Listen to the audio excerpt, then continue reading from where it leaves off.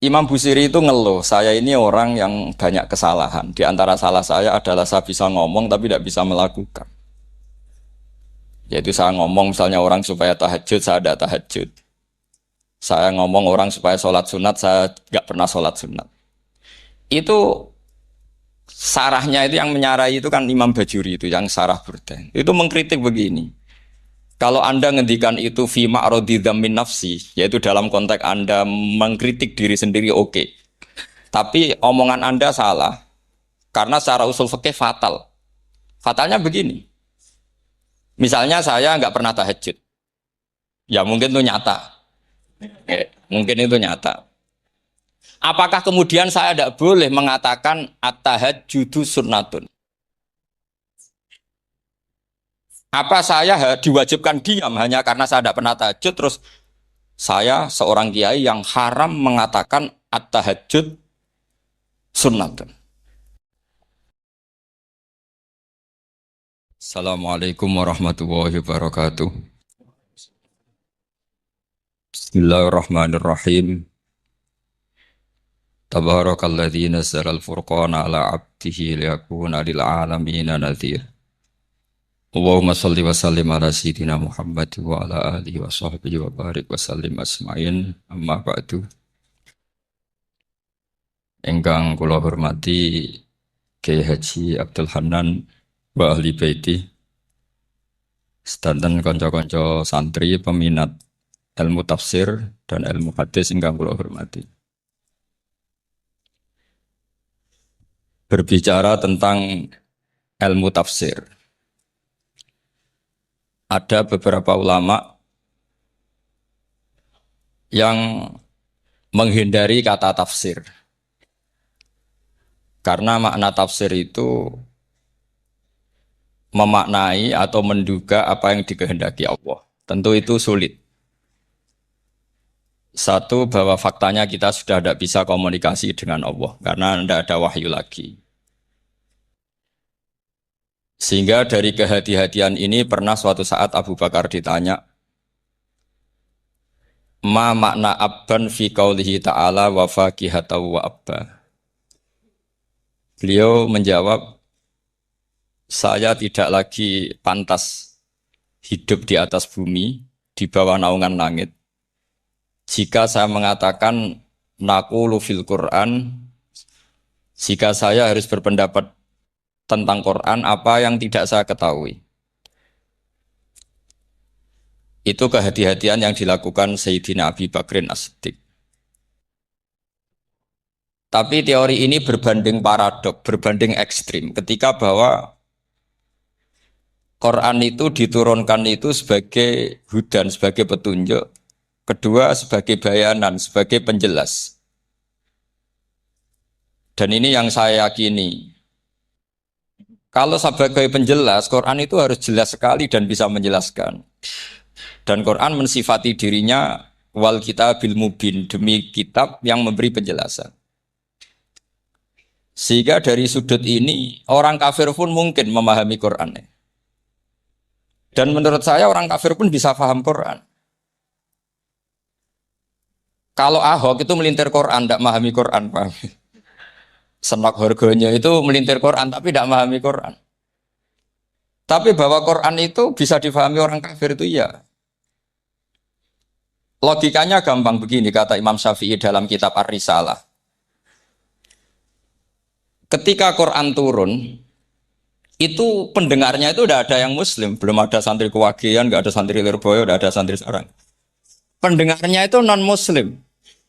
Nah ini sampai angan-angan. Ketika Quran turun itu pendengarnya Muslim atau non Muslim? Non Muslim. Andai kan Quran itu turun tidak difahami orang kafir, maka lalu objeknya siapa? Sasarannya siapa? Nah sebab itu akan aneh kalau kita yang mondok, misalnya ngaji Edkor, ngaji Alfiyah, ngaji Ulumul Quran, apa saja. Kemudian Anda tidak paham Quran. Padahal orang kafir saja bisa paham. Nah ini tantangan bagi kita. Sing kafir wis iso paham Quran, masa kita santri tidak paham Quran. Makanya begini, di antara awal-awal periode Makkiyah ada surat disebut qul ya ayyuhal kafirun. Katakan Muhammad ya ayyuhal kafirun. Karena mukhatabnya atau lawan dialeknya Nabi adalah orang-orang apa? Kafir. Mereka paham ketika dijelaskan Quran paham. Dan sebagian mereka menjadi mukmin karena paham. Itu termasuk isi makalah yang saya utarakan di sini. Mereka tanya, ya Muhammad, siflana robbak, amin dahabin, amin nuhasin, amin hajarin. Karena orang kafir jahiliyah itu punya tren. Yang namanya Tuhan itu fisik. Mereka punya Lata, punya Uzza, punya Hubal. Sehingga kalau Tuhan-Tuhan kita ini dari batu Muhammad, katanya Anda punya Tuhan yang berbeda. Lalu Tuhan Anda ini dari emas atau dari perak. Turunlah ayat Qul huwallahu ahad, Allahus samad. Lagi-lagi mukhatabnya adalah orang kafir. Makanya ini juga akhirnya jadi ilmu madhab. Ilmu tentang firqah-firqah dalam Islam. Bahwa kesalahan terbesar orang Khawarij sebagaimana yang dikutip Imam Bukhari. Nanti saya mencari di juz 4 atau di juz 3, pokoknya di bab Babu Qitalil Khawarij, karena Imam Bukhari punya adat diulang-ulang. Kata Ibnu Umar yang dikutip Imam Bukhari, innahum intolaku ila ayatin nazalat fil kufar faja'aluha alal mu'minin. Orang-orang Khawarij atau kalau sekarang orang-orang radikalisme itu meneliti Quran, kemudian ketika ada kriteria manusia-manusia tertentu itu dianggap itu kenanya orang Islam, korbannya orang Islam. Padahal awal mula ayat ini turun untuk orang kafir atau kritikan pada orang kafir. Ini cilaka betul. Karena logikanya seperti yang dikatakan Imam Syafi'i, ketika Quran turun ini nggak ada orang Islam, yang ada orang kafir. Sehingga mukhatabnya adalah orang kafir. Tapi ayat-ayat ini nanti dipakai Khawarij untuk mengcounter orang Islam. Sehingga mereka mudah mengkafirkan kita karena pakai ayat yang dari awal Allah mengkafirkan orang kafir, sekarang ayat itu dipakai mengkafirkan orang Islam. Ini saking gebleknya orang apa? Khawarij. Makanya kata kitab Fathul Bari yang menyarai Bukhari itu, yang mendorong orang Khawarij seperti itu adalah jahluhum bisyariah. Memang mereka benar-benar bodoh. Benar-benar goblok. Misalnya kita kiai atau kita ma'arif atau kita santri atau kita orang soleh. Kemudian kita tidak bisa melakukan apa yang kita katakan. Terus kita oke lah, kita kena kritik misalnya atak murunan nasabil birri apa? Watan sauna anfusakum wa antum taslunal kitab. Terus kita katanya bisa ngomong tapi tidak bisa melakukan. Terus dikritik dengan ayat itu. Itu mestinya tidak tepat. Karena itu asbabil nuzulnya adalah orang-orang Yahudi karena tahu bahwa sifat Rasulullah itu ada di Taurat. Mereka menyuruh keluarganya itu masuk Islam, tapi mereka sendiri tidak mau Islam. Kemudian turunlah ayat atakmurunan nasa bil birri wa tansawna anfusakum wa antum taslunal kitab. Afala ta'qilun. Sekarang perbandingannya begini. Misalnya ada orang Islam, taruh saja Zaid. Zaid itu maling. Ya maling, konsisten dia malingnya sampai tua. Terus menurut Anda, Zaid yang muslim ini, muslim, Zaid itu muslim tapi maling. Jangan bilang maling tapi muslim, dia itu ya. Kemudian Zaid bilang ke anaknya, "Cung, kowe aja dadi maling, dadi santri sing soleh, sing maling bapak tok." Ndak. Ini menurut analisis usul fikih. Ngomongnya Zaid itu benar apa salah? Benar kan? Nasihatnya ya benar, ngomongnya juga. Kamu tidak bisa ngeritik Zaid. Kamu bisa ngomong tapi tidak bisa melakukan, tidak bisa. Fa'innal amro bil ma'ruf wajib. Wal qawla bil ma'ruf ya wajib. Wal qawla bil haqqi ya wajib. Jadi itu hal yang berbeda. Misalnya fa'innal amro bil ma'rufi wajibun. Memerintahkan barang baik itu baik. Wa innal qawla bil haqqi ya wajib. Mengatakan yang hak itu ya wajib. Berarti Zaid tetap kena khitab. Kamu harus nasihati anak secara benar. Kamu juga harus ngomong hukum secara benar. Lalu ketika Zaid ngomong hukum secara benar, cung ojo maling, maling ku dosa. Cung ojo nerusno profesine bapak maling, maling itu tidak benar. Dia berarti sudah melakukan dua kebenaran, yaitu ngomongnya benar, nasihatnya benar. Dia salah, perilakunya tetap maling. Tapi jangan karena dia maling lalu omongannya nggak salah juga, berarti salahnya malah tiga. Makanya ini pentingnya ngaji sama ulama sama ahli usul fikih. Jadi tidak bisa dicampur adukkan. Zaid gagal dalam perilaku, tapi jangan gagal lagi di nasihat. Nanti kalau dia tidak nasihati, maka anaknya terus maling. Alasannya niru bapaknya. Karena bapaknya kalau mau nasihati nanti disemprit sama santri-santri. Pak, sama rawlah nasihati anak sama maling sama dewi. Maling. Oh, tidak bisa cara usul fikih. Itu malah yudroku kulluh, la yudroku napa? Kulluh. Atau bahasa populernya al-maisur la yaskutu bil maksud. Misalnya kita sebagai kiai hanya bisa takrib, hanya bisa jurumnya. Apa yang muda Fatul Mu'in cek abote. Bulet, maknanya bulet. Kamu tidak boleh ngomong gini, Cong. Kue sebagai muridku kudu nurut aku. Nak gurumu goblok tok takrib, kue tok takrib wae. Gak oleh ngelangkai guru, gak sopan gitu misalnya. Gak boleh gitu. Tetap kita ngomong, Cong. Kue aja koyok aku. Kue kudu alim Fatul Mu'in, alim Fatul Wahab. Sama tidak bisa protes. Pak guru sendiri tidak bisa, tidak bisa. Kebenaran tetap sebagai kebenaran meskipun kita tidak kuat melakukan atau tidak bisa melakukan. Lagi-lagi ayat itu sebenarnya ada untuk kita, untuk orang Yahudi, ta'murunan nasa bil birri wa tansawna anfusakum wa antum taslunal kitab. Sebab itu istidlal dengan Quran itu memang resikonya tinggi kalau tidak bagi mutabakhir. Karena ya itu tadi. Ini harus ada pengetahuan yang luas tentang asbabun nuzul, tentang kriteria. Nah, kalau terpaksa, saya katakan terpaksa, kalau terpaksa kita itibar itu boleh, tapi itu terpaksa. Bahwa Allah mengkritik orang yang bisa ngomong tapi tidak bisa melakukan. Tapi itu secara usul fikih itu runyam. Teori ini runyam sekali, fatal. Sama lihat tuh di kitab Bajuri atau di kitab-kitab fikih yang lain. Ketika Shahibil Burdah atau Shahibil Bur'ah itu yang Imam Busiri itu Muhammad bin Busiri. Ini ku salah nama tapi kadung populer. Jadi sebetulnya Imam Busiri itu Shahibil Bur'ah bukan Shahibil Burdah tapi kadung terkenal Burdah kita ikut-ikutan apa? Burdah. Imam Busiri itu ngeluh, saya ini orang yang banyak kesalahan. Di antara salah saya adalah saya bisa ngomong tapi tidak bisa melakukan. Yaitu saya ngomong misalnya orang supaya tahajud, saya tidak tahajud. Saya ngomong orang supaya sholat sunat, saya nggak pernah sholat sunat. Itu sarahnya itu yang menyarai itu kan Imam Bajuri itu, yang sarah Burdah. Itu mengkritik begini. Kalau Anda ngendikan itu fi ma'radi dzammin nafsi, yaitu dalam konteks Anda mengkritik diri sendiri oke. Tapi omongan Anda salah. Karena secara usul fikih fatal. Fatalnya begini. Misalnya saya nggak pernah tahajud, ya mungkin itu nyata, mungkin itu nyata. Apakah kemudian saya tidak boleh mengatakan at-tahajjudu sunnatun? Apa saya diwajibkan diam hanya karena saya tidak pernah tahajud, terus saya seorang kiai yang haram mengatakan at-tahajjud sunnatun? Saya harus tetap mengatakan kalau tahajud itu sunat. Saya kalau punya santri terus saya bilang, Cong, napas nganggur yuk, tahajud. Tahajud itu sunat. Karena mengatakan kebaikan pasti bagian dari kebaikan itu sendiri.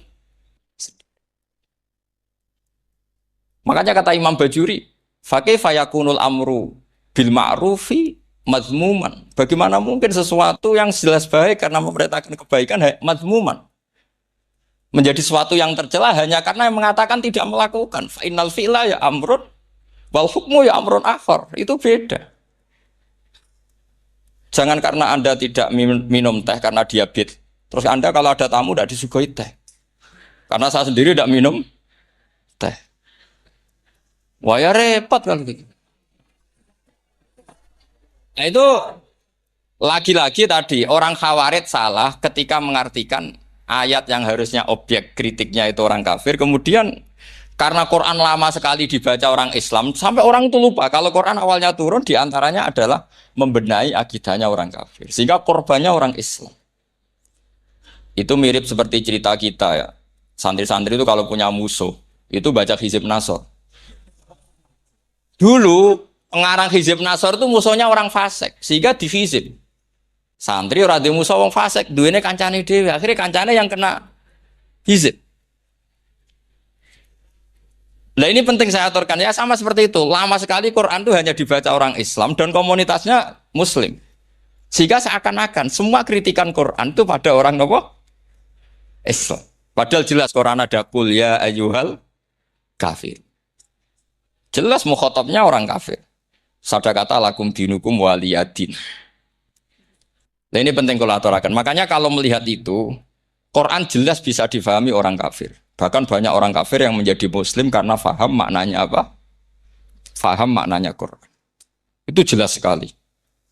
Itu masyhur sekali dialeknya Nabi dengan Walid bin Mughirah, dengan Utbah, dengan banyak sekali termasuk dengan Abu Jahal, dengan Abu Lahab. Bahkan orang-orang kafir Quraisy itu menyewa namanya Musailamah Al-Kadzab. Kalau di sini umumnya baca Musailamah apa Musailimah? Trennya di sini. Pakai fathah ya. Oh, itu entah ya, nggak tahu saya yang masalah yang mana itu kan, karena memang kalau dalam ilmu riwayat itu sekali salah baca itu kasus betul, kayak Sa'id bin Musayyab atau Sa'id bin Musayyib itu ketika beliau sugeng itu kalau dipanggil Sa'id bin Musayyab itu marah besar karena maknanya Sa'id al-Musayyab itu yang ditawan, makanya beliau bilang sayyabatni Irak wa anal Musayyib. Orang Irak mengatakan saya ini ditawan. Sebenarnya saya yang menawan mereka. Tapi al-masyhur itu dibaca Sa'id bin Musayyab. Padahal dia tidak mau dipanggil Sa'id bin Musayyab. Sa'id bin Musayyab. Karena nama ini penting. Pentingnya begini. Ini kata Rasulullah kalau sedang guyon. Kata Nabi, mbok kamu itu sekali-kali mikir. Kenapa saya ini diberi nama Allah Muhammad? Ini hadis sahih di Bukhari, ada di Kitabul Adab. Banyaklah teks ini. Kenapa ya Rasulullah? Allah itu senang bingung wong kafir, kata Rasulullah. Karena Abu Jahal kalau manggil saya jadi bingung. Itu kalau orang Arab kan pasti tahu maknanya. Muhammad maknanya orang yang terpuji. Sehingga kalau Abu Lahab ngomong itu jadi paradok. Hei orang yang terpuji, kamu bohong. Kan jadi aneh. Ya Muhammad kadzabta, hei Muhammad kamu bohong. Kalau diterjemahkan, hei orang terpuji, kamu bohong. Itu akhirnya sahabat tertawa-tawa. Karena cek pinter deh pangeran milih nama kamu ya Rasulullah. Karena ini bingungkan musuh. Gitu. Makanya kalau kamu udah anak kiai, itu anak kamu panggil namakan saja Agus. Pasti satu pondok manggil Gus semua. Nah, itu aman itu. Itu yang nggak seneng tetap panggil Gus. Karena kalau untuk Gus putra kiai kan butuh di bapak kiai, kan bapak ayus kadung rakyat itu kan. Itu ada triknya, yaitu anaknya dinamain. Nah, itu Rasulullah itu sudah dipilih sedemikian rupa oleh Allah. Perilakunya benar, ahwalnya benar, sak namanya juga benar. Sehingga ketika Abu Jahal, Abu Lahab tahu bahwa nama Muhammad ini problem karena ini madah. Madah itu memuji. Sehingga mereka kalau mencari Muhammad itu bilang, Ainal madmum, mana orang yang tercela. Terus orang-orang Quraisy tidak paham, kamu nyari siapa? Akhirnya mereka bilang, Ana atlubu Muhammad dan saya cari Muhammad. Akhirnya bilang Muhammad lagi. Nah, itu. Nah, Quran juga main di ranah nama. Sehingga Abu Jahal itu namanya kan Abul Hakam. Orang Islam dari awal memanggil Abu Jahal. Karena kalau sampai kita manggil Abul Hakam, kita akan mengalami paradok. Ya Abul Hakam, hei bapak dari semua kebijakan, kamu begini kan kacau. Makanya itu dari sini orang nggak boleh salah apa? Salah. Ini penting kolaborakan karena kadang menganalisis Quran itu satu bilisanin Arabi mubin, kata Imam Syafi'i, wa innahu latanzilu rabbil alamin nazala bihir rohul amin ala qalbika litakuna minal mundhirin bilisanin Arabi mubin. Di antara, kata Imam Syafi'i ini, di antara aturan pokok memahami Quran adalah dia malian bil Arabiyah. Dia sangat-sangat menguasai bahasa Arab. Itu masyhur dalam dialek Imam Syafi'i. Saman kalau ngaji takrib atau Fathul Mu'in, syarat sahnya tayamum lil musafir itu apa? Tolabul ma. Mencari apa? Sampai kalau di takrib dicontohkan. Kalau di tempat atas nyari ke bawah, kalau ke bawah nyari ke atas. Imam Syafi'i ditanya, kaifa taqulu bisyartit tolab? Bagaimana Anda berpendapat bahwa tolabul ma itu wajib untuk menjadi sahnya tayamum? Terus Imam Syafi'i faqara'a falam tajidu ma'an. Kamu pergi, kemudian falam tajidu ma'an, kamu tidak menemukan air. Terus Imam Syafi'i mengatakan la yuqalu liman lam yatlub lam yajid wa innama yuqalu lam ya'rif, kata. Orang yang nggak pernah mencari itu tidak bisa dikatakan lam yajid, tidak menemukan. Kalau belum mencari namanya tidak tahu. Padahal Quran bilang kamu pergi kemudian kamu tidak menemukan air. Tidak menemukan itu berarti harus mencari dulu baru dikatakan lam yajid, tidak menemukan. Kalau tidak pernah mencari namanya tidak. Hanya gitu tok itu jadi ilmu bahwa tolabul ma itu wajib karena Allah mengatakan falam tajidu ma la yuqalu liman lam yatlub lam yajid wa innama yuqalu lam ya'rif. Orang dikatakan tidak menemukan berarti setelah mencari kemudian kesimpulannya tidak menemukan. Kalau belum mencari namanya apa? Tidak tahu. Nah, dari sini Imam Syafi'i istidlal wajib tolabul. Ini namanya malian bil arabiyah. Dia menguasai bahasa Arab. Begitu juga ulama-ulama sufi. Itu ada cerita Bayazid Al-Bustami itu ada muridnya baca ayat wasiqal ladzina taqaw rabbahum ilal jannati zumara. Orang-orang takwa itu digiring menuju surga. Itu dia nangis. Muridnya kaget. Ini guru saya tidak benar, ini ada cerita surga, tapi dia malah nangis karena ayatnya itu digiring. Terus kata Abu Yazid, mereka itu di mana saja? Masa ke surga aja butuh digiring? Ke surga itu kan nikmat, ngapain butuh digiring? Saya tidak mau, kata dia.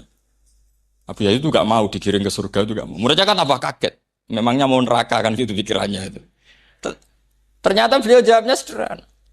Saya pas itu sudah dekat sama Allah sehingga tidak perlu digiring. Kemudian saya sudah panitia kiamat pas itu jadi nggak perlu digiring. Nah ini nanti penting jadi satu aturan ilmu ulumul Quran.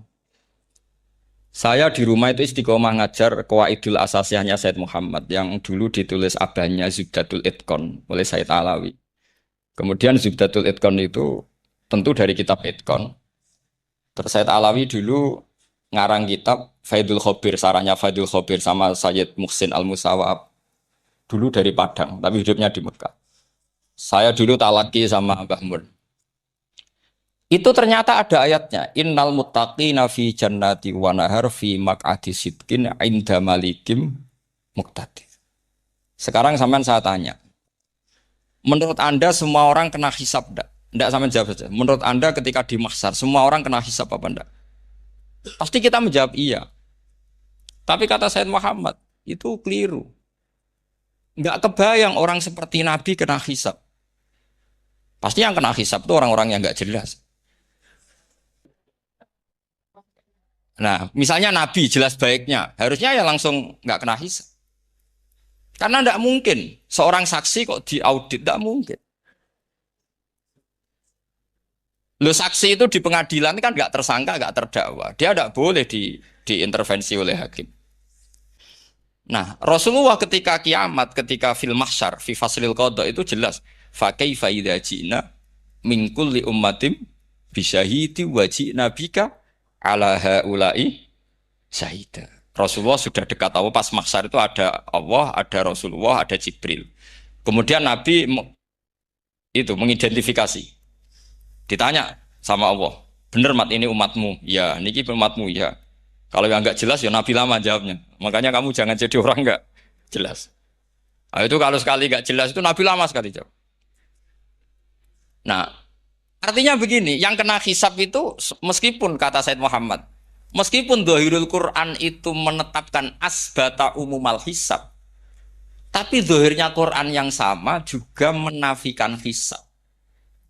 Ya itu karena nggak mungkin, nggak kebayang kita malaikat berani menghisab afdhalul khalqi. Sama bisa bayangkan malaikat mengaudit Rasulullah Shallallahu Alaihi Wasallam. Ahabbal khalqi ilallah. Penciloko mencit. Ya. Wong jejer Allah kabeh dini kan audit sudah indah. Fa kaifa idza ji'na min kulli ummatin bisyahidi wa ji'na bika ala haula'i syahida. Lalu mungkar nakir juga sama. Sampean bisa bayangkan mungkar nakir tanya Nabi Muhammad. Tesnya susah. Karena kalau Rasulullah terus ditanya, "Waman nabiyuka?" Wah, itu kan bisa kiamat itu.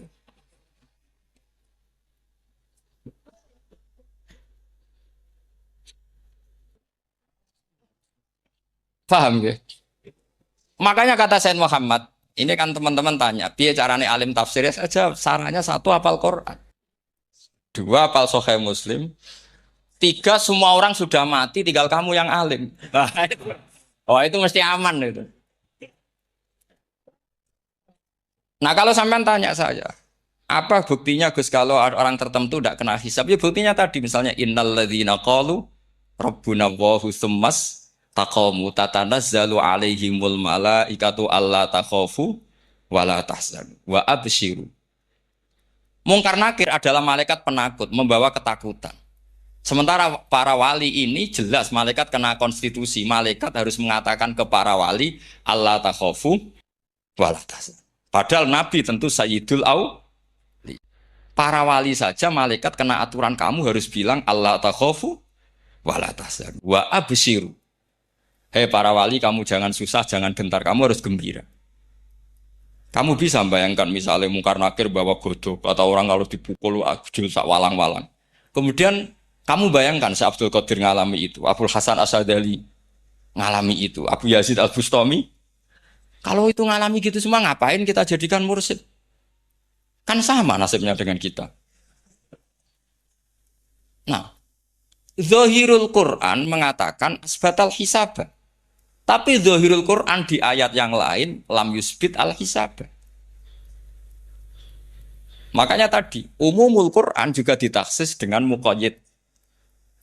Yang mutlak ditaksis dengan yang muqayyad. Yang mujmal ya sama seperti itu, aturannya seperti itu, ditafsir sama yang mufassal. Sama orang kafir yang jelas, sampean bisa bayangkan malaikat ngaudit Fir'aun. Cek kurang penggaweane. Jelas eleke kok di audit. Misalnya Abu Lahab di audit, oh malaikatnya celaka mencet. Berarti dia agak percaya sama pernyataan Tuhan tabat yada abi lahabim. Malaikat kok ngaudit Abu Lahab. Mungkin Gusti kula ceke. Nak menawi wonten api. Lho ki ora tau ngaji Quran tapi wong ayate tabat yada kok cek di cek. Nah, yang seperti ini masuknya kategori ulaikal ladzina satruse mereka yang kafir bi ayati rabbihim wa liqaihi fahabitos maluhum fala nuqimu lahum yaumal qiyamati was. Jadi ada orang-orang kafir yang jelas kena aturan fala nuqimu lahum yaumal qiyamati was. Yang jelas kafirnya ya gak kena hisab, yang jelas nabinya jelas wasinya juga gak kena hisab. Yang kena kita di tengah-tengah. Tapi ilmu itu ikut mainstream karena semua orang bilang ada hisab ya kita ikut-ikut bilang ya sudah gitu saja. Tapi kalau aslinya ya rapati percaya. Umumnya uang gerono mati ditalkin ya kita melok-melokan nalkin. Tapi kalau kadang ya gak kebayang. Piye nak wali-wali ditalkin. Makanya ada di dunia wali itu ada cerita Rabi'ah Adawiyah itu termasuk keramat beliau itu. Kali Imam Sibawi kan dalam cerita wali kan ditanya marrobuka ngapunten niku man mausul napa istifham. Wah itu malaikatnya ndak pernah khataman alfiyah kan repot. Kalau Rabi Adawiyah lebih parah lagi itu. Beliau tuh nangis sekeras-kerasnya. Nangis terisak-isak, dia tersiksa. Ya Allah, engkau itu zat yang paling saya kenali dan harusnya semua makhluk itu kenal engkau. Tapi ini hamba engkau tanya engkau itu siapa?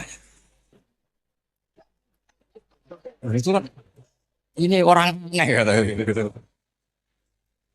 Karena Allah itu adharud dhahir kata sampai Imam Sibawi misalkan a'raful ma'arif. Jadi wong ora ora wis geblek tenan dari Imam Sibawi. Imam Sibawi kan atas nama dia pakar nahwu pertama mengatakan dhamir paling makrifat di antara 6 isim makrifat paling makrifat itu dhamir. Tapi meskipun gitu a'raful ma'arif Allah. Yang paling makrifat dari sekian isim makrifat itu Allah. Artinya satu nama yang orang harus kenal semua. Makanya di antara keramat beliau ketika ditanya, wong kok ora tau ngaji fikih men ngaji nahwu wae. Gak tahu dia ngaji carane sesuci, carane iddah, tuh gak tahu ngaji nahwu. Terus dia tanya, bima fa'ala rabbuka. Lalu Allah memperlakukan kamu gimana? Terus kata Imam Subabeh, ghafaroli, Allah mengampuni saya karena saya orang yang mengatakan Allahu a'raful. Ini penting kalau aturakan. Jadi makanya kalau sampean tanya, caranya ilmu alim gimana? Ya satu tadi, kalau sampean masih banyak orang hidup, syaratnya kamu harus hafal Quran, hafal hadis, hafal sekian ribu hadis, hafal sekian ulumul Quran. Itu kalau masih banyak orang hidup. Kalau sudah kamu sendiri hidup, ya sudah.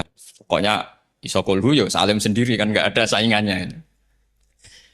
Makanya kata Said Muhammad, beliau mengatakan, kita meyakini umumal hisab ya berdasar dzahiril Quran, kita menafikan umumal hisab bahwa hisab hanya yahtassul liqaumin duna qaumin juga berdasar dzahiril. Kita percaya semua mayat ditanya mungkar nangkir ya berdasar dzahiril ahadis. Kita tidak mengumumkan teks ini juga berdasar dzahiril ahadis. Karena malaikat mungkar nangkir juga malaikat. Berarti dia kena aturan kalau ketemu para wali Allah takhafu wala tahzan. Faham sih kalau maksudnya? Ini penting kalau aturakan. Jadi makanya aspek ya. Sampai bisa memulai kalau ingin jadi orang alim tafsir bisa mulai dari yang mudah saja, yang fikih saja. Makanya kata Imam Ghazali, kenapa Mu'tazilah jadi segoblok itu? Karena dia tertipu oleh umumatul Quran, oleh teks-teks umum. Dia tidak tahu mukhassisnya. Padahal setiap ayat umum itu pasti ada mukhassis. Misalnya begini ya, kalau kamu maknanya fikih saja, contoh yang paling mudah familiar itu fikih ya. Misalnya kita ngaji Quran, wal mutallaqatu yatarabbasna bi anfusihinna salasata quru. Kalau orang dicerai, itu iddahnya itu 3 kali masa napa? Suci. Apakah aturan iddah seperti ini hal hadhil iddah amatun likulli mutallaqatin am li mutallaqatin makhsusa? Apa ini semua mutallaqah iddahnya pasti salah satu quru apa orang tertentu? Ya enggak, asal dia mutallaqah pasti iddahnya salah satu quru. Anda goblok, Anda salah besar. Kalau misalnya yang dicerai adalah orang hamil, iddahnya apa? Salah satu quru apa watil hamli? Watil hamli. Kita butuh ayat lain, wa ulatul ahmali ajaluhunna ayyadun hamli. Sama seperti kita ngaji walladzina tawaffawna minkum wa yadharuna azwaja yatarabbasna bi anfusina arba'ata asyhurin wa asyra. Asal wanita ditinggal mati suaminya, maka iddahnya 4 bulan 10. Apa semuanya demikian? Enggak. Misalnya orang hamil iddahnya biwatil hamil. Artinya kalau Anda tertipu umumatil Quran berarti Anda sama dengan menghukumi orang ditolak semua iddahnya salah satu. Sama misalnya orang sekarang dalil-dalil wa may yatawallahum minkum fa innahu minhum. Kalau berkawan orang kafir, maka dia menjadi kafir. Itu kan fatal. Semua nabi ya berkawan orang kafir. Karena dakwahnya memang sama orang kafir. Lo coba, andai kan sampean hafal Quran, itu sama teori itu tuh mungkin menyedihkan. Coba istilahnya Quran. Wazkur akho'at. Wa ila adin akhawum huda.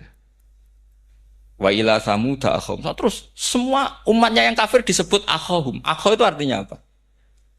Saudara. Mereka ya berkawan sama orang kafir. Makanya butuh analisis fikih untuk maknani wa may yatawallahu minkum fa innahu. Setelah dianalisis fikih, ternyata semua nabi diistilahkan wa ila madyan akhahum syuaiba, wa ila adin akhahum huda. Akhaw itu artinya apa? Saudara. Kalau sama tanya, lalu logikanya gimana? Kata kitab-kitab kan wa in kana dasarin fajanibhu suratan. Kalau ada teman buruk, jauhi. Kalau teman baik, temani. Kalau cara usul fikih gampang. Kancanan maling dosa, wong kok kancane maling. Tapi nak dakwai maling. Apik kan? Aku ora ngancani kok dakwai dandani. Selesai kan? Ngancani maling elek, nak dakwai maling. Apik. Demenan rondo elek, nak didik apik kan itu seperti itu. Nah, ini penting kalau aturaken. Nah di sini ini makanya NU itu punya sejarah panjang, banyak wali-wali yang jadab, yang coro zahir itu kancanan fasik-fasik. Orang syariat bingung, ini wali kok berteman orang fasik. Ya kalau kamu bahasakan teman ya masalah. Kalau kamu bahasakan ini binaan, enggak sama jawab saja. Kalau dibahasakan teman masalah enggak masalah kan? Tapi kalau dibahasakan itu binaan, selesai kan? Sama, Nabi berkawan orang kafir itu enggak karena berkawan, itu binaan Nabi. Memang Nabi itu jadi Nabi, objeknya adalah mengislamkan orang kafir. Ya berlama-lama Nabi dialek dengan mereka, muasyarah sama mereka. Bahkan Nabi diharuskan bersikap baik sama mereka. Itu yang disebut fabima rahmatim minallahi napa lintalahum walau kunta fadzan ghalidhal qalbi lan faddu min haul. Tapi sekarang itu orang sudah tidak pakai ilmu. Orang-orang radikalisme itu nggak pakai usul fikih. Pokoknya kalau ada ayat terjemahnya gini ya sudah itu jadi madhab. Akhirnya kecelakaan seperti ini. Pokoknya kalau ada ayat faktulul musyrikina haitsu wajadtumuhum wa khuduhum wahsuruhum wa'udu lahum kulla marsad. Sudah hafalnya ayat itu saja. Dia tidak mau ngapalkan misalnya qatilul ladzina yuqatilunakum. Ada ayat lagi wa akhrijuhum yamin haitsu akhrajukum. Sehingga ulama kita membagi kafir itu ada harbi kita musuhi, ada zimmi, ada muahad, ada musta'man. Itu ulama karena tahu tidak semua orang kafir itu harbi, tidak semuanya zimmi, tidak semuanya muahad, tidak semuanya musta'man. Kalau harbi oke, kita perang, kalau zimmi ya kita bina. Kalau muahad ya sesuai perjanjian kita, kompensasinya apa, MOU-nya kayak apa. Tapi apalnya mereka ayat satu tema. Nah celakanya kita yang ngaji di pondok-pondok yang katanya spesialis ingin alim tafsir, apalnya ya satu ayat juga. Wah itu kan satu ayat versus satu ayat. Itu ngeri. Makanya kalau sama tanya saya, ini katanya di acara ini sama tanya, gimana caranya jadi ahli tafsir? Saya jawab gampang. Caranya itu hafal Quran, hafal hadis, terus hafal ulumul Quran. Ya misalnya Naduman ya Faidul Khobir lah. Kalau kitab Nasar ya minimal itu setengah lanya itkon lah. Kalau nggak lanya-lanya amat ya agak lanya. Karena kitab tafsir itu gampang. Teorinya itu mudah sekali. Misalnya al-ibratu bi umumil lafzi la bi khususis sabab. Itu sama dengan kayak kaidah fikih. Karena kalau kaidah fikih itu saya itu pernah dibisui kiai itu. Ini kisah nyata itu. Dibisui kiai itu. Pas basul masail dulu saya itu masih sering mau basul masail. Tadi mau pensiun pun buatan niku. Dulu saya dengan Gus Zofur putrane Bamun itu sering makili Pondok Anwar basul masail fikih. Tapi tidak tahu ceritanya Gus Zofur jadi dokter tafsir, saya juga kok tahu-tahu menekuni tafsir. Lama-lama orang itu lupa status saya yang fakih ya. Makanya saya itu ya kadang eman gitu karena ini status penting juga. Tapi status fikih itu kadang memang menyesatkan. Karena begini, itu dulu pernah ada basul masail itu begini. Ini kisah nyata ini. Ada desainer baju putri untuk putri, anak putri. Kemudian desainer itu menciptakan satu celana pendek atau celana seperempat. Dengan desain ini pasti kalau dipakai itu auratnya itu kelihatan. Bagaimana hukumnya desainer ini? Apa termasuk mimman sarro'a as-sayyi'ata? Karena terjadi kasfil aurat. Apa enggak? Rata-rata kalau kiai yang khusuk-khusuk yang sepuh-sepuh desainer itu dosa. Gara-gara tren pakaian ini wong wedok buka aurat. Tapi saat kiai-kiai alim yang muda-muda entah saking belingnya, entah saking pinternya enggak tahu. Bilang begini, Pak Yai, yang didesain apa? Ya celana itu. Lalu celana itu fungsinya nutupi apa buka aurat? Ya nutupi. Lu kan lumayan urun nutupi. Kalau haram ya dicopot, lu kan malah parah itu. Bingung kayak gini. Sampai bilang gini, wah semanis. Itu kan makanya ini guyon ilmiah. Repotnya ngadepi orang alim muda, itu kan mbok gedhingi ku ilmiah, mbok senengi fasik.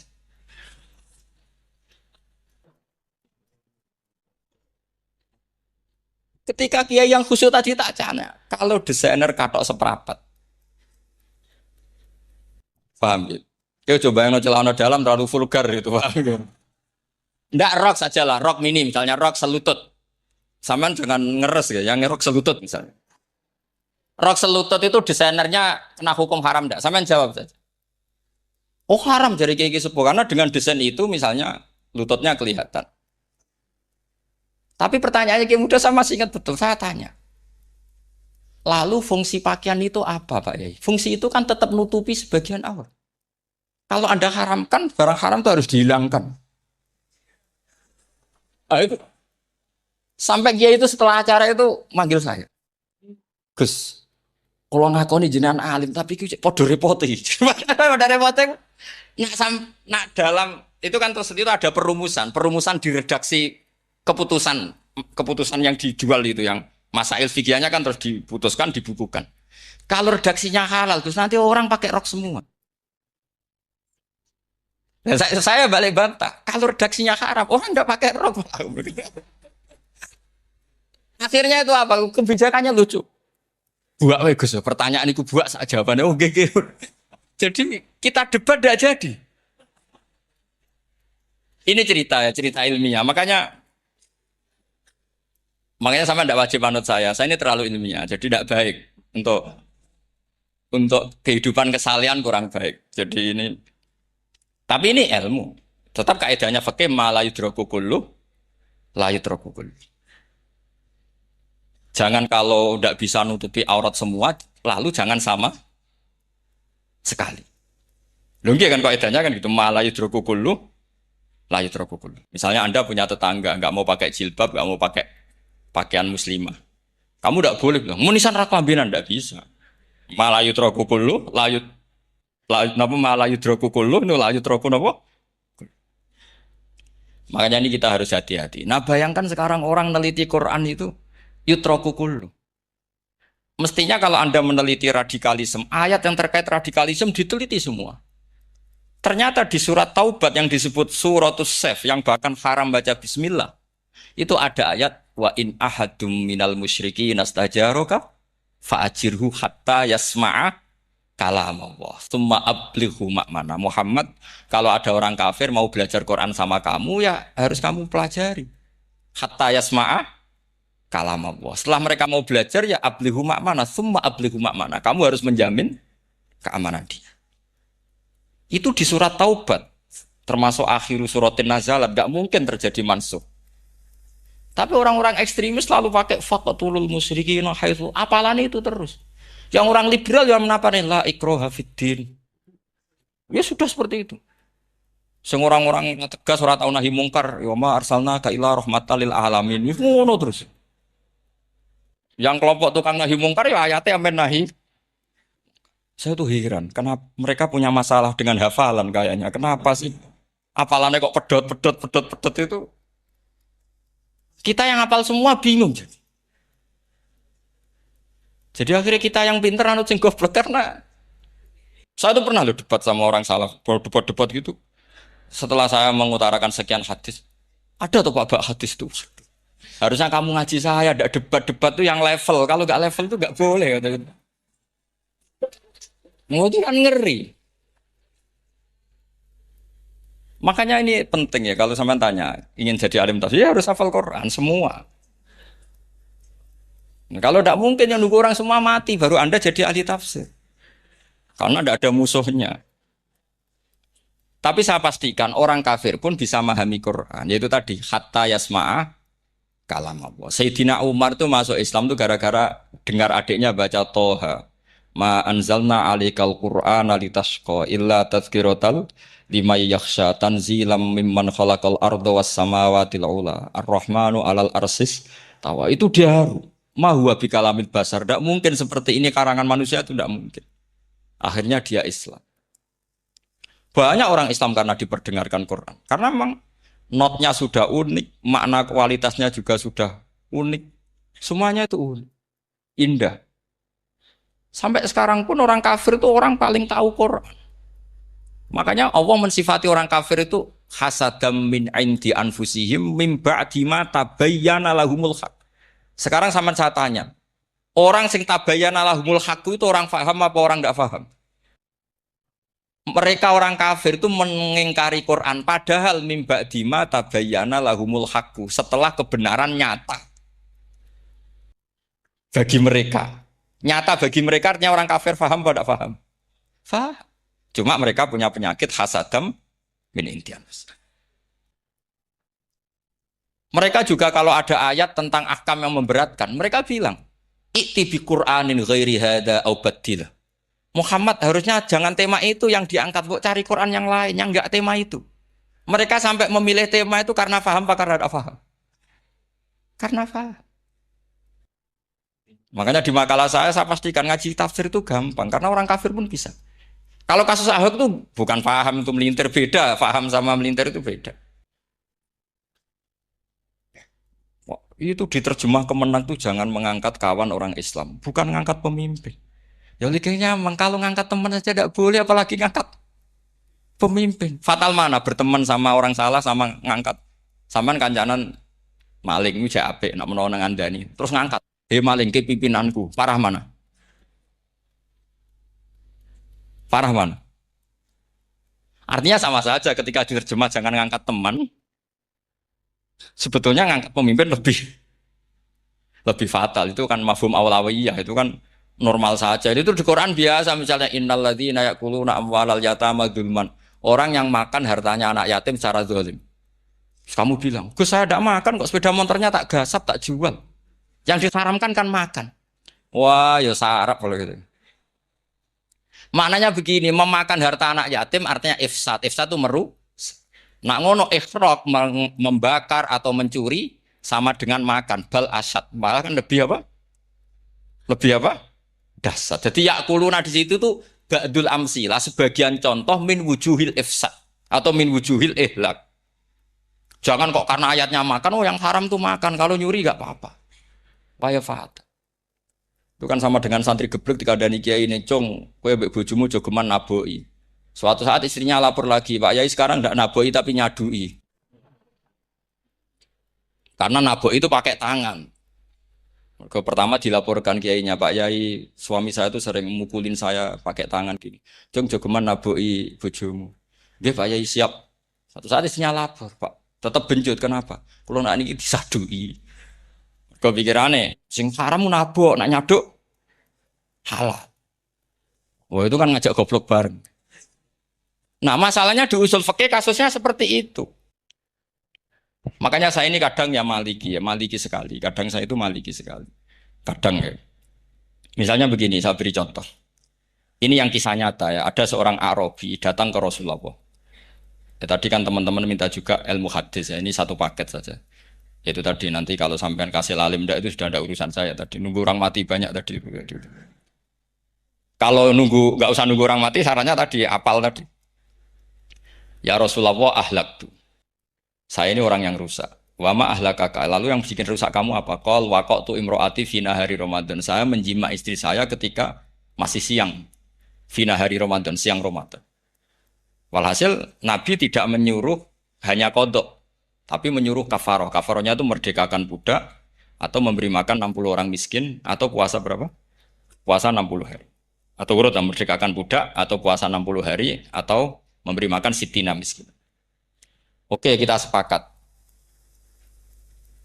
Sepakat ya hadis itu sahih dan diulang-ulang oleh Ashabus Sunan.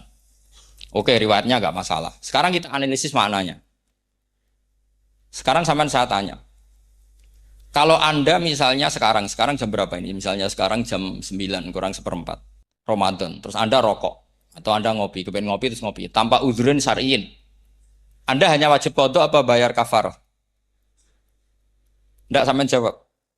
Rata-rata kiai kita, oh mau wajib qadha Gus karena gak jima. Sing seru kafarah itu nak jima. Kan ngombe kopi be jima beda. Pertanyaannya tuh lucu, ini naif secara fikih masalah. Masalahnya begini. Jima bojo itu tidak zina. Jima bojo itu zina apa enggak? Enggak.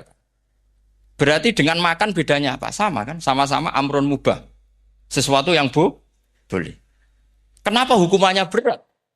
Makanya kata Imam Malik, enggak itu nilainya. Nilainya adalah hadku hurmati Ramadan bi ghairi udhrin syar'iyyan. Makanya kata Imam Malik, siapapun yang makan fina hari Ramadan, iftar apapun fina hari Ramadan bi ghairi udhrin syar'iyyan, maka hukumnya sama dengan jima fina hari Ramadan. Karena sama-sama ihlak ifsad hurmata Ramadan bi ghairi udhrin syar'iyyan. Enggak, ini ilmiah. Kamu udah harus cocok, tapi otak kamu harus percaya. Loh iya kan beda kan? Saya secara nafsu tidak cocok, cek berarti. Tapi ilmiah saya setuju. Kalau Kiai Ngandani itu kan pasti pakai badul amsilah, kan nggak mungkin semua contoh disebut. Cong penak melaku-melaku jogeman delok wong wedok iku mari setan. Mboten delok Mbah, nyekel lu malah parah to. Nggak bisa. Makanya ini masalahnya lafat. Ini kembali ke Imam Syafi'i bilisanin arabiyyim mubin. Ketika seorang kiai bilang, "Cung jogeman delok cawe itu," adalah mengungkapkan al-muharramat. Bukan mentaksis yang haram itu hanya melihat. Saya ulang lagi ya. Ketika seorang kiai bilang, "Cung jogeman delok wedok sing haram," itu semangatnya adalah melawan keharaman, bukan mentaksis yang haram hanya itu di Quran normal semua, di semua lugat ya biasa. Itu kan sama seperti misalnya seorang bang ngasih uang cucunya, "Cung, tak kayak duit 100.000. Cung gue tuku es." Terus kue mendingan, "Nak ragu tuku es haram iki kan ngongkone tuku es." Lah kepen putumu mati kan nyeben 100.000 gue tuku es. Ya mulai dulu istilahnya nambahnya ke ibu tuh, "Cung 100.000 gue tuku es." Cara wong kuno. Maksudnya itu pokoknya umumnya cah cilik senane es menyebut. Ya sudah seperti itu. Sama seperti Quran menghentikan begini. Ini memang salate yang fikih dulu, yang pokok-pokok. Di antara yang enggak boleh dikawin adalah wa antasma'u bainal ukhtaini illa ma qad salaf. Kamu enggak boleh menikahi Sri dan Zainab, kakak beradik. Sudah sepakat nggih? Fi nikahin wahid enggak boleh al jam'u bainal ukhtain. Jadi mbaknya kamu kawin, adiknya kamu kawin fi nikahin wahid. Tapi nak ngeduni boleh, berarti kan dengan waktu yang berbeda. Quran hanya menyebut itu. Kemudian Rasulullah zaman Sugeng itu hanya nambahi wala binal mar'ati wa ammatiha, wala binal mar'ati wa kholatiha. Juga enggak boleh menikahi ponaan plus buliknya. Baik bulik dari bapak, yaitu ammah, maupun bulik dari ibu disebut apa? Kholah. Kemudian ulama fikih merasa ada yang kurang, ditambahi lagi. Dua perempuan yang andekan yang satu itu lelaki kok haram nikah, berarti haram jam'u fi nikahin wahid. Misalnya cucu rabibahnya boleh enggak? Enggak boleh kan? Berarti kalau sampean ngumpulkan cucu dan mbahnya fi nikahin wahid juga enggak? Tapi orang yang waras itu tidak akan nyalahkan Quran ketika tidak lengkap. Wa antasma'u bainal ukhtain ila ma qad sal. Ini tidak lengkap. Yang haram kan tidak hanya jam'u bainal ukhtain. Termasuk ngumpulkan cucu dan mbahnya. Karena Quran nggak mau dengan logika tidak waras itu tidak mau. Taruh saja orang itu rata-rata mbahnya kan umur 70 tahun. Cucunya umur 17 tahun. Kebayang nggak kamu nikahi? Sehingga adik kan boleh bareng, mesti kamu milih bareng. Makanya Quran hanya bakas wa antasma'u final ukhtain, karena yang mungkin masih menggugah selera itu dua. Tapi kalau cucu sama mbahnya itu, kalau ada yang masih selera kan, ya sarap tuh. Tapi fikih sebagai kaidah tetap menerangkan, termasuk yang haram jam'u adalah bainal mar'ati wajad dati. Paham sih maksud? Artinya ketika menyebut itu tidak jaminan merangkum semua hukum. Tapi ba'dul amsilah. Fa'innal akila yaktafiya bi isyaratil ba'di. Karena orang kalau punya akal diisyaroi sebagian sudah. Ini penting kalau aturakan. Jadi ini penting. Nah bayangkan sekarang banyak gerakan-gerakan ahli Quran katanya tapi nggak memahami ilmu usul fikih. Quran ra ono ya wis. Nang Quran ra ono cerita harame asu, nak ngono asu ya halal. Ora ono Qurane. Sing ra ono iku tekem ora Quran iku aneh-aneh.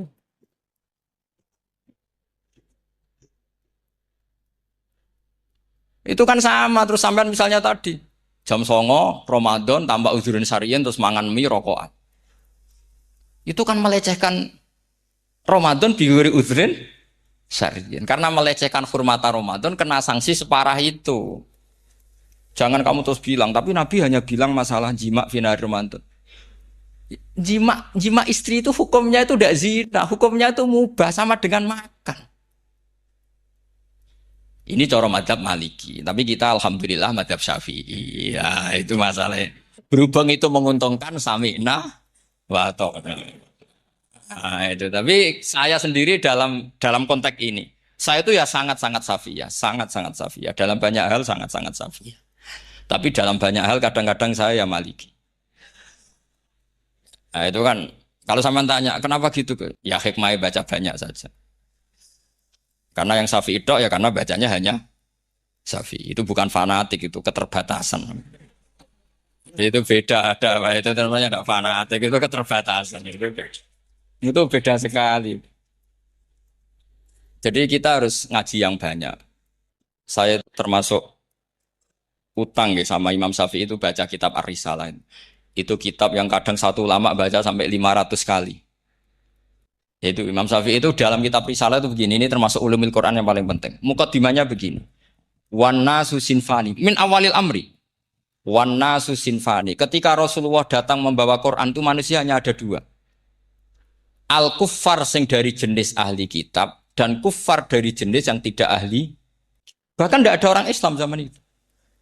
Pertama Nabi jadi Nabi itu adakah pendengar yang Muslim? Kan tidak ada. Semuanya ahli kitab. Makanya susah kalau Quran kamu analisis korbannya orang Islam tuh kata Ibnu Umar tuh lucu. Dulu tuh mukhatabnya tuh orang kafir, jelas kuliah ayuhal kafir. Ya ayuhan nasu butuh rabbakum alladzi khalaqakum. Jelas orang kafir. Karena orang Islam nggak mungkin dikhatabi ubudu rabbakum. Makanya Imam Suyuti kalau nafsir itu ngeper ubudu rabbakum wahiduhu. Tapi kalau mukhatabnya orang Islam, dawimu alal ibadah atau dawimu alat tauhid. Karena dia tahu kalau mukhatabnya orang kafir, ubudu ya masih wahidu. Kalau sudah Islam kok dikhitabi ubudu, mudawamah alal ibadah. Itu saking alimnya Imam Suyuti. Ini saya teruskan. Kalau mukhatabnya itu orang kafir ahli kitab, itu kemungkinannya ya dua. Cara mereaksi Quran. Yaitu disebut lam yakunil ladina kafaru min ahlil kitabi wal musyrikina munfakina hatta ta'tiyahumul. Jadi lam yakunil ladina kafaru, jelas kafaru itu umum. Kemudian ditafsir kafaru itu ada yang min ahlil kitabi. Berarti kafaru yang jenis Yahudi Nasrani. Ada kafaru yang min ahlil kitabi wal musyrikin. Kafaru yang jenis musyrikin, yaitu kafir Mekah. Karena cara kaidah nahwu al-atfu yaqtadi taghayyur. Kalau ada ataf pasti konteksnya beda. Ja'a Zaidun wa Amrun, berarti Zaid ada Amar, Amar ya tidak Bakar. Karena Ja'a Zaidun wa Amrun wa Bakrun. Pasti orang ini berbeda. Tidak boleh orang yang sama kamu pakai ataf. Ini sudah clear ya ini ya. Kemudian cara pandang mereka ya beda. Ketika Rasulullah mengajak tauhid, itu ahli kitab tidak masalah. Memang harusnya Tuhan itu satu. Tidak masalah bagi ahli kitab. Problem bagi ahli kitab adalah Muhammad itu nabi. Itu kita nggak suka. Kalau Tuhan satu oke, tapi kalau Muhammad nabi tidak oke.